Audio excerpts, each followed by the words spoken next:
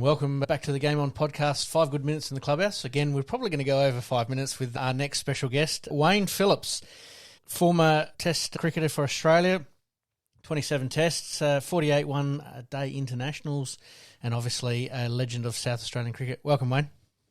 Yeah, g'day, gents. How are we? Yeah, all good. Thank you for that. Yeah, terrific days, and the game has been very, very good to me and continues to be. That's the important thing. So yeah, I mean, very, very lucky to be involved with it, and so it's beaut to be able to reminisce and ensure that all of our listeners just realise how darn good I was. I was waiting for that. Flip, let's go back to junior days, so 17s and 19s, and let's go back to a bus trip where the cool kids sit on the back of the bus, and who did you sit with? South Australia, Queensland.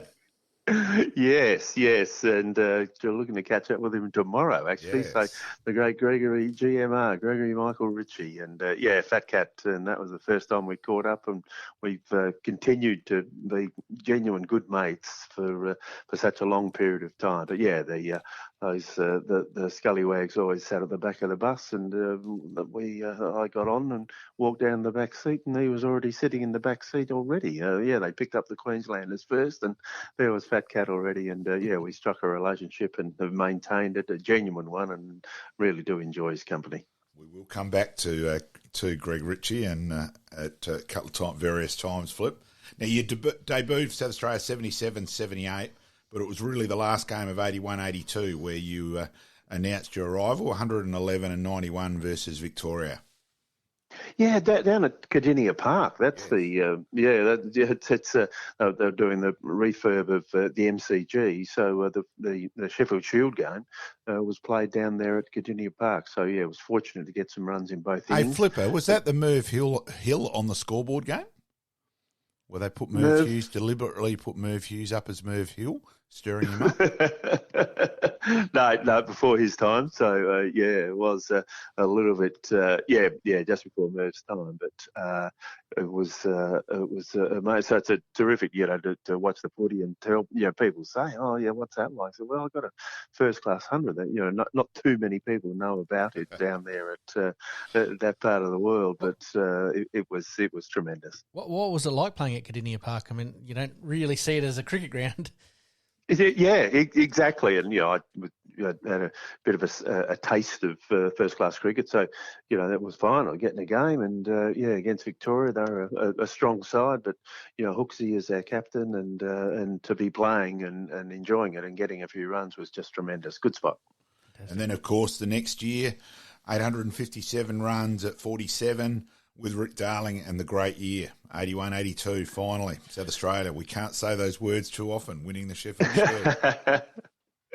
Yes, a Sheffield Shield win, and it was great. It was a really good group that we had together, and we played, and we looked at some numbers later in the year, and if we won, but I think we needed to win the last three, and we'd win the Shield. Well, that's exactly what happened, and to be a part of that and to hold that Shield aloft and to be remembered that way is pretty special. It's a great. Great memories, and as I say, Hooksy's leadership was just outstanding, and to grab the Shield was wonderful. Of course, we were struggling on that first day, and a brilliant piece of fielding by Brian Vincent to run Julian Weiner out really changed the game. Yeah, it does. And those little incidents, episodes, whatever you want to, as they turn out to be highlights and memorable ones, it's that. And it was it changed the game. That was exactly right. Julian Weiner was in really good form and was was a tough, was always going to be a great wicket to get. And brilliant piece of work from Reddy. And we just kept going and had the momentum and managed to maintain it.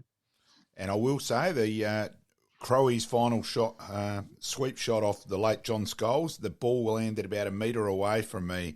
And I was actually always remember that night that Malcolm Dolman actually somehow I got invited into the rooms, which I don't think ever pleased Hooksy too much. But I actually just virtually sat in the corner and hardly said a word, and just had an awesome night. And of course, from there it was to the Grenfell Tavern. Yeah, oh yes, you could not go there, and yes, it was a a pretty lengthy one. So unsure as to which exactly what day I got home, but we were members of the Sheffield Shield winning team, and it was just fantastic. Well, we've already had a promise here that Malcolm wouldn't be home for a couple of weeks if SA won a Shield these days. Yeah, I reckon I'm pretty safe with that one. Flip, let's go to a famous innings too. You're 260 against Queensland. Now, that was an amusing innings for a number of reasons. Well, it was opening the batting and getting some runs there. Good side, that Queensland side. But yeah, I was seeing him pretty well and scoring freely. So to be able to keep moving and keep them moving along. Yeah, my highest first class score. I was referring to how crook you were that day, Flip. I lost a little bit of weight, and the Seagulls are always very supportive of them and giving them a feed, so that was pretty important, pal. Yeah. I was working on the scoreboard that game, and that was just Flipper just kept making deposits. He'd hit a 4, he'd square cut Rackerman or Dimmick for 4, wander out to square leg and make another deposit. Oh, it was sensational. It's not ideal that's how it's remembered, that innings, but I guess that if you were there and you knew about it, well, that's exactly what did happen, so no issue at all, mate. Now, young Australian side, Zimbabwe tour, 135 in a one-day game. Yeah, that was it was a fantastic side. The makeup of that side, and it was a sensational trip. I mean, not too many people got to go to Zimbabwe. They were just starting to emerge as a cricket playing nation, and to be a part of that side and to get over there and just see the facilities and get a feel for what it was that they had. And you mentioned the 130 late in the tour, so that was a very special part of the time and a great memory. And playing in as I say, some of those parts of the world and seeing some of the facilities, just spectacular place. And then the 234 against Tasmania in 83-84. Yes, yeah. Well, I was fortunate enough to grab another one there, but another, it was just important that we try and win the game of cricket and to score freely. And it was, knowing my way around Adelaide Oval reasonably well, I was very confident and comfortable playing. So being able to score quickly and fluently was very fortunate. Now, Flip, your test debut. Now, it's fair to say, is it your life ambition to make sure every single person in the world knows you made 159 on debut? Well, I'm going about it pretty well. Yes. Very well, Flip. I've not ever kept it a secret. That I've managed to get that. Look, it's just that some of the ridiculous numbers that come up. 159 and with the start time of my funeral and all those sorts of things. Your daughter did nominate that, didn't she? Yes, indeed. So it's to get that 100 and for it to be so provided me so many opportunities and the chances to speak about it and to just to stretch it out a little bit. But very, very special. And it's as I say, it'd be wrong of me not to share that information with people. Flip, the ironical part about it is probably your greatest test innings, since we didn't know as much about it, was the 120 odd in Barbados. Yeah, when they did a bit of a test, they did a bit of history on it, ranked the greater innings at Test match level, and mine I think was in the top 25 of the Australia innings in Test match cricket, that 120, and all I say about that is, wow, gee whiz, those other 24, if the top 25 must have been good, because the 120 was just so, such an amazing situation, and to be part of that and against that team, that lineup, that West Indies group that we played against, and to get those runs was very, very special. It was renowned as one of the best of all time. Yes, just so four sixes and hitting Marshall Garner holding all for six in an innings was was pretty neat. Didn't they put up a warning for spectators outside the ground, Flip? That game? Yeah, dangerous. Yeah, they had to close the street off in Barbados. It's just dangerous for people to be walking. Yeah. You would have been worried if I hadn't shoved that one in, Flip. Now, Flip, wicket keeping. Now, you were a far better keeper than you gave yourself credit for, I think. You didn't. So you started off a little bit as a keeping, then when you made your debut for Sturt, Russell Vincent was the keeper, so you played purely as a batsman. So you sort of floated back and forth with wicket keeping nearly your whole career. Do you almost wish you hadn't ever seen a pair of keeping gloves? But I just wish you'd worked harder at it as well. No, it was. I mean, I was playing cricket for Australia, and you're never ever not going to want to do that. And yes, I had the gloves. Yes, it got pretty tough towards the end, and it was probably not my first choice. But I was getting picked to play for Australia, and no issue at all. And I'd happily pop them away, the gloves, with the way my batting was going, so things were good. But they wanted a reserve keeper to go on tour here and there and that sort of thing. So I always had that little backup skill, that ability to be able to do it if required. And then sadly the injury to Roger Woolley in the West Indies. And I ended up with them and, inherited them rather than deserved them. Then I thought, well, whilst I've got them, I'll try and make them my own, and that's what happened. Do you think you could have worked harder to keep into spinners? Probably, but it would have been harder. It would have been hard to do at that stage. I needed to have done it right through. So I had that, 10, 12-year gap where I wasn't doing it. Well, then that made it hard to pick it up and go hard again. Mm. In 1985, you were selected for the Ashes tour. That would have been a thrill. Amazing trip. I mean, you don't understand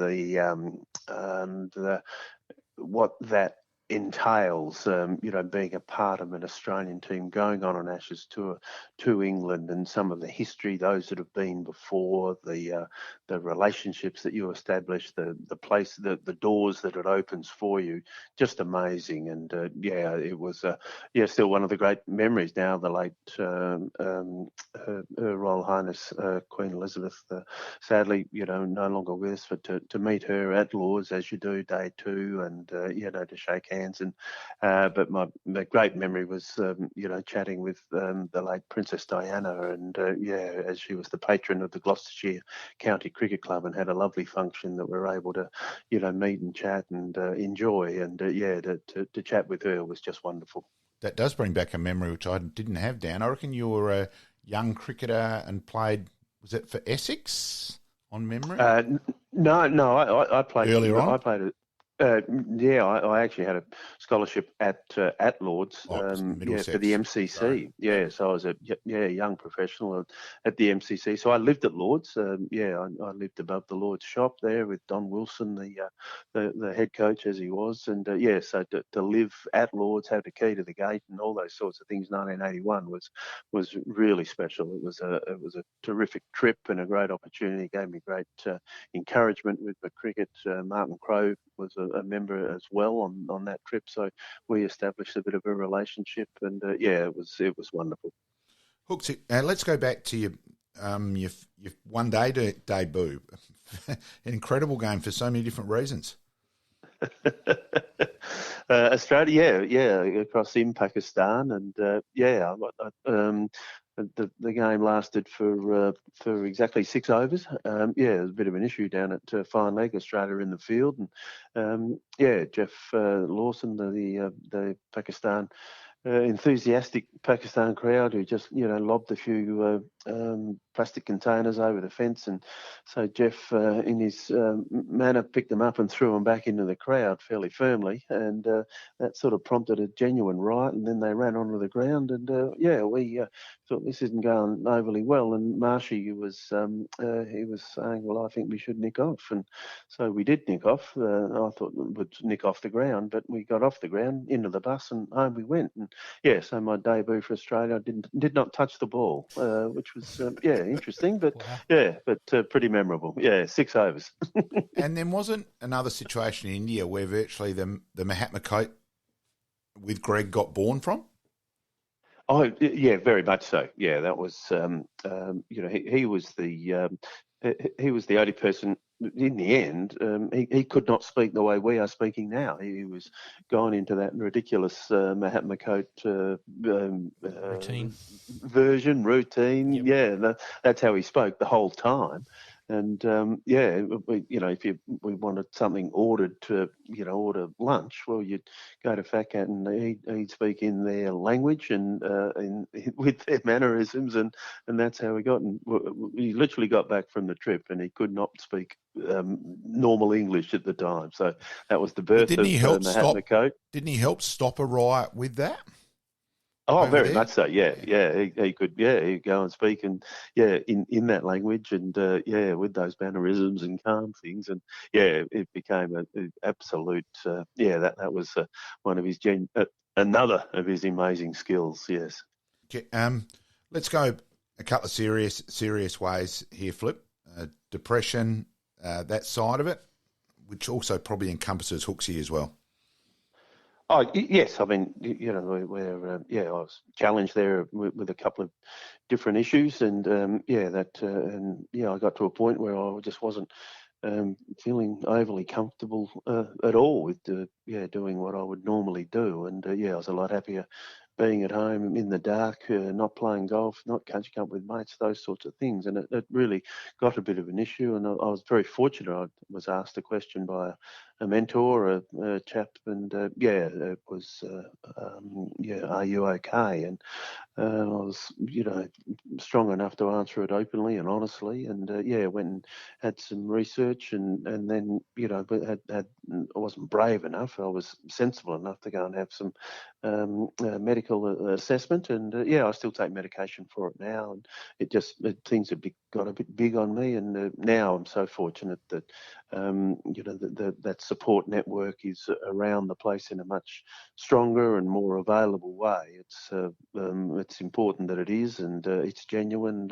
Yes, so but it was a battle there for quite a while. Yes. And you take yourself off to sit with the big photo of Hooksy and that, don't you?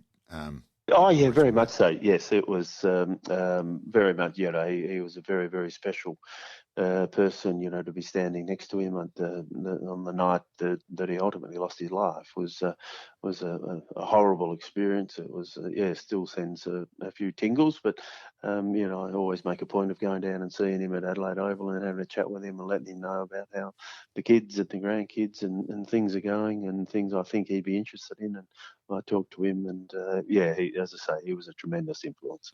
Yeah, certainly a senseless night. It's just impossible to put it any other way. Yep, absolutely. Speaking of Hooksy, mate, you had a record partnership with him in 87, 462 runs. That's a great achievement. Yes. Yeah, it was the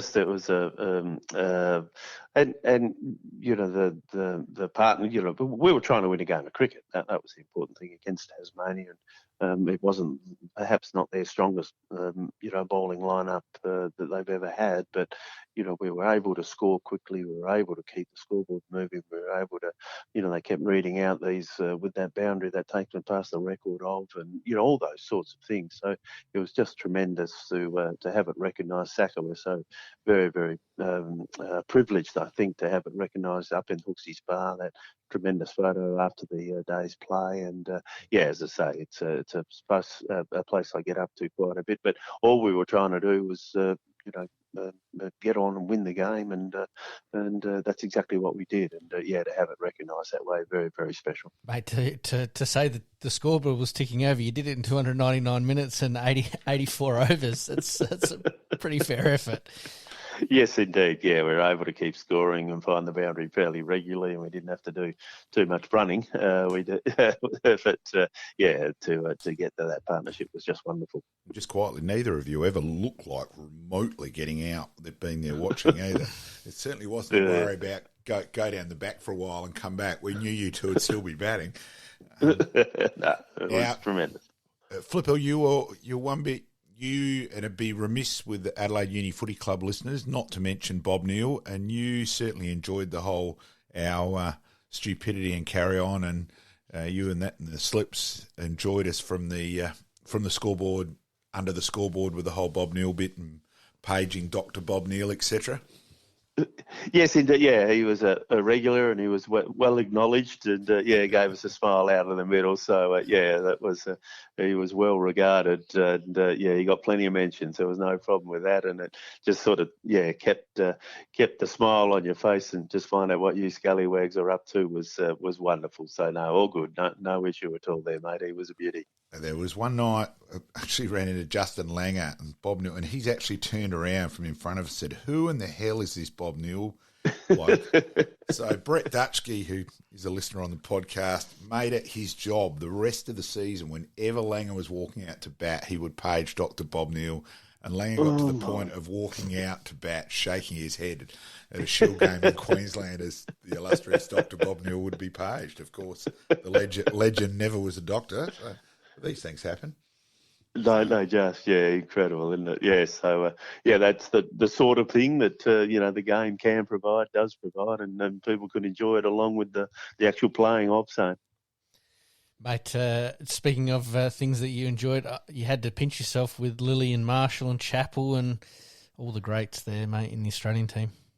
Oh, just to come into that side, and that's basically my first series was the last, that Pakistan series, the last of Rod Marsh, Greg Chappell, Dennis Lilly, to be there, a part of that, and it was basically a farewell tour was the trip, and it was the summer, and the way they went about it and what they brought to the table, what they created for us, and the legacy that they provided, just tremendous, and so to be a part of that is a very special memory indeed. And obviously ushering in the new era of Australian cricket, you're a part of that for a few tests, is that right?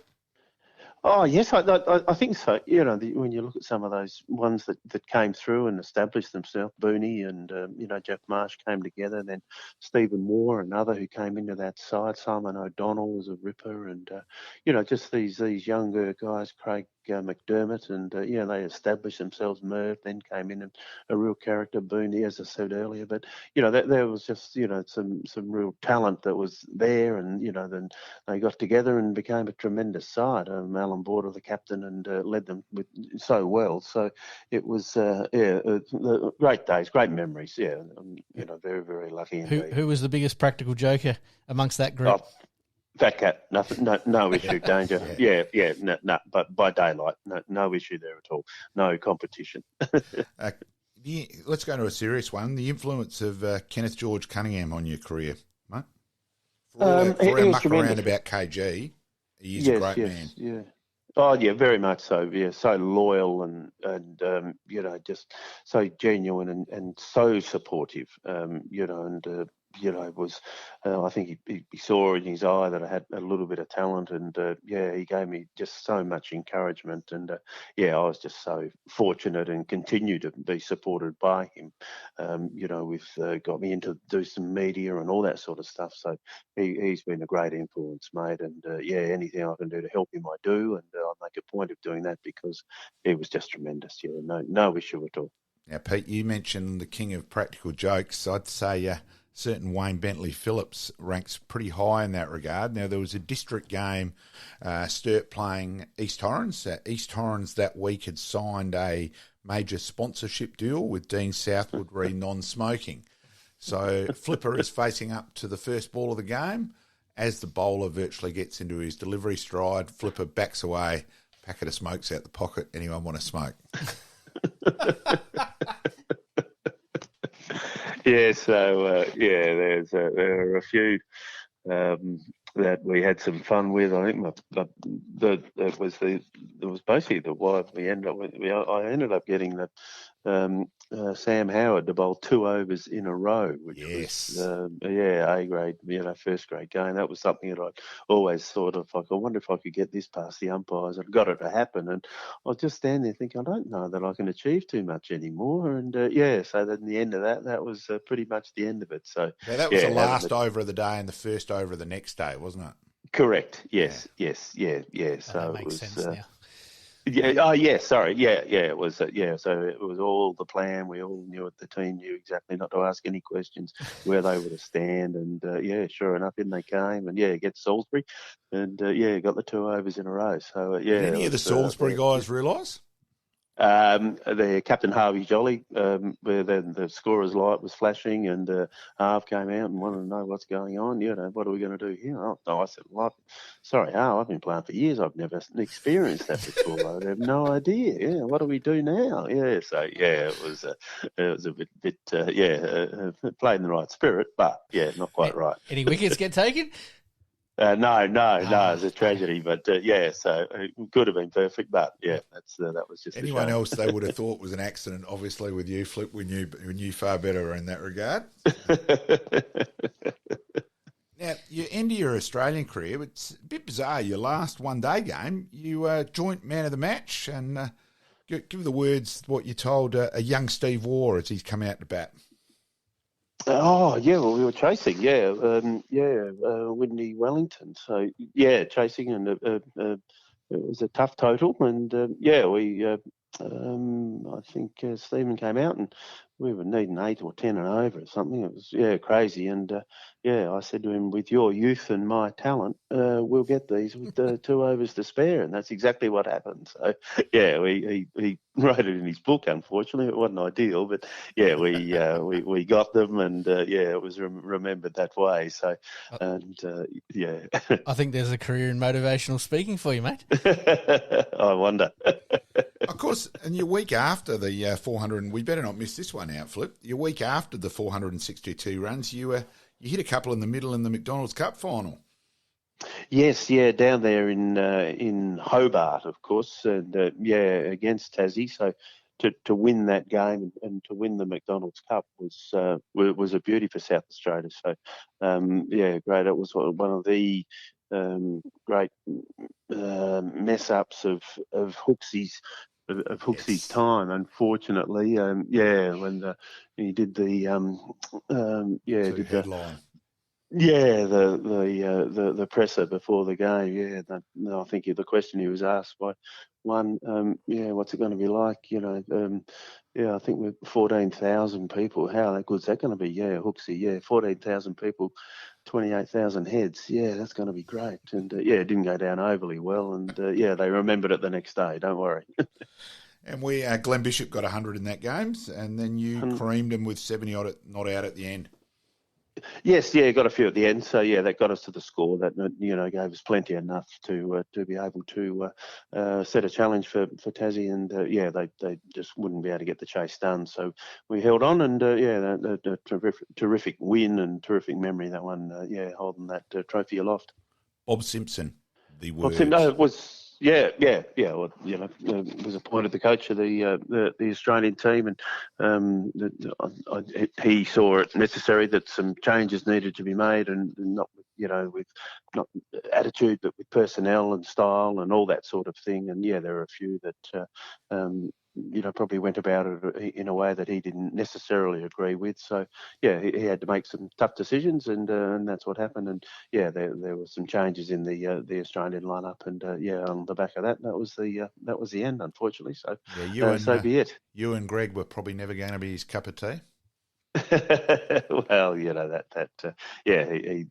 saw some necessity for some different style of play and some different attitude of discipline and that sort of thing. So that was the reasoning behind it, I'm sure.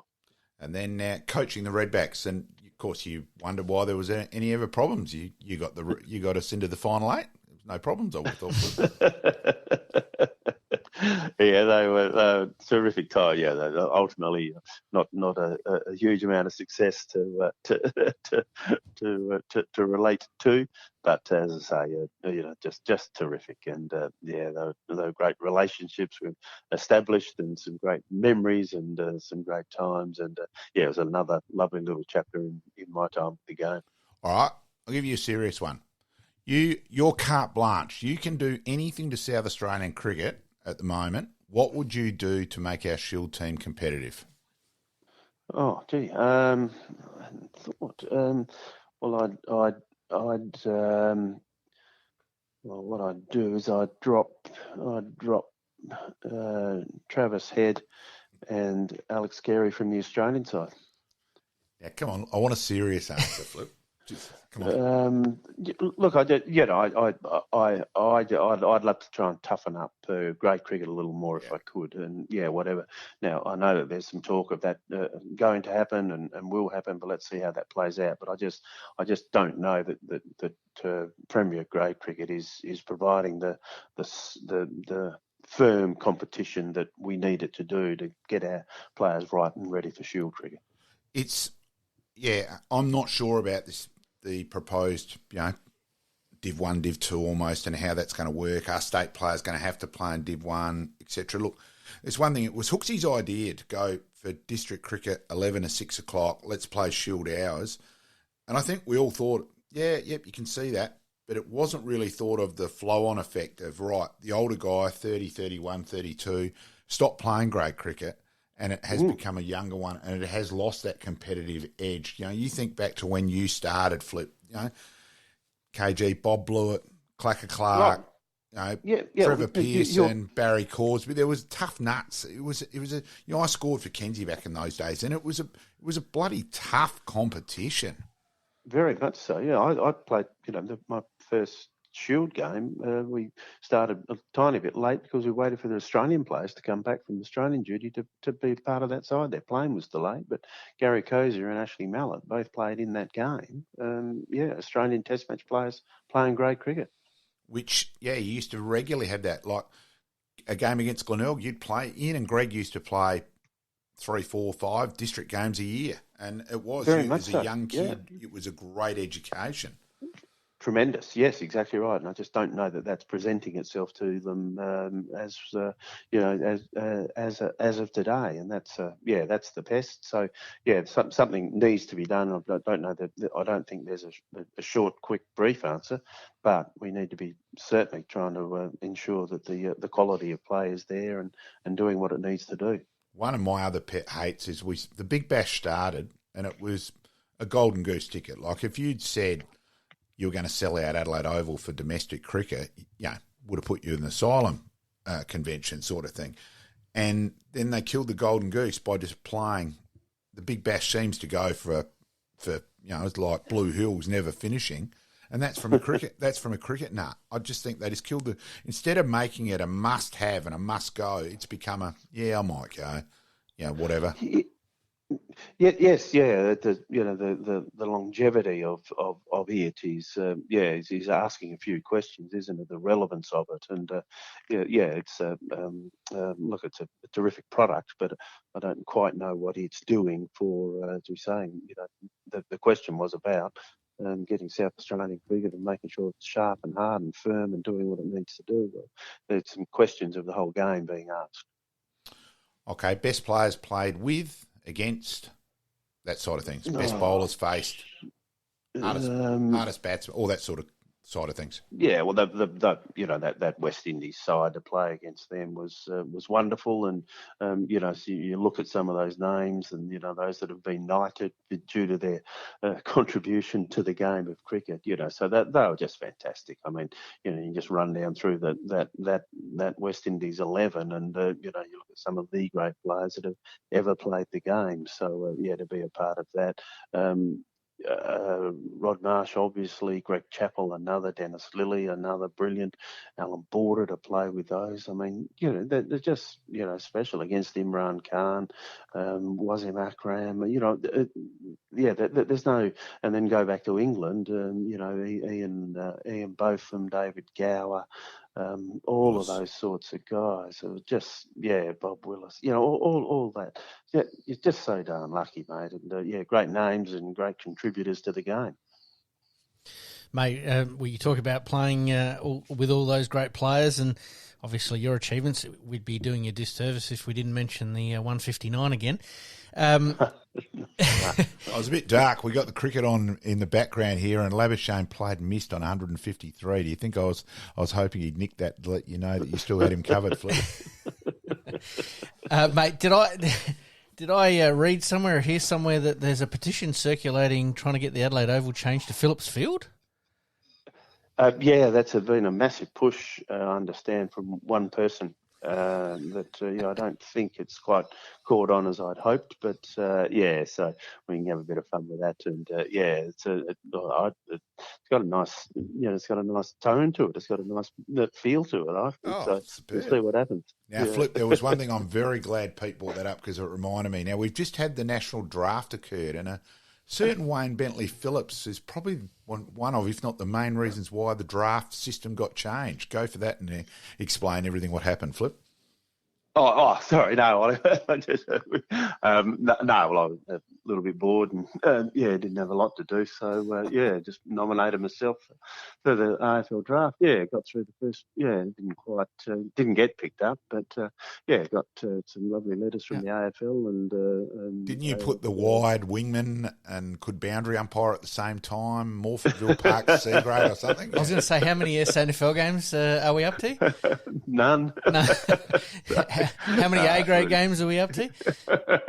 So, just very, very cool. Yeah, it was just a quiet time at the days at SGIC and needed a letter. So, got it done. Yeah, okay. What made you think of that? Sorry. I had nothing to do. So, I saw that and, thought it might be worth having a bit of a run out. I've got to wrap it up, boys.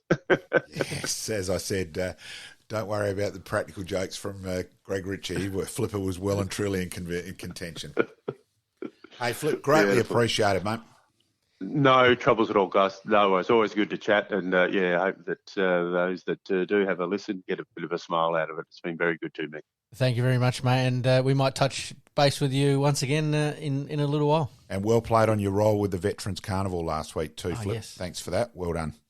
Great result, South Australia as well. South Australia, we had the girl, we had the strikers on and that. In South Australia, winning Div 1 and Div 2 for a week. We were the dominant cricket state.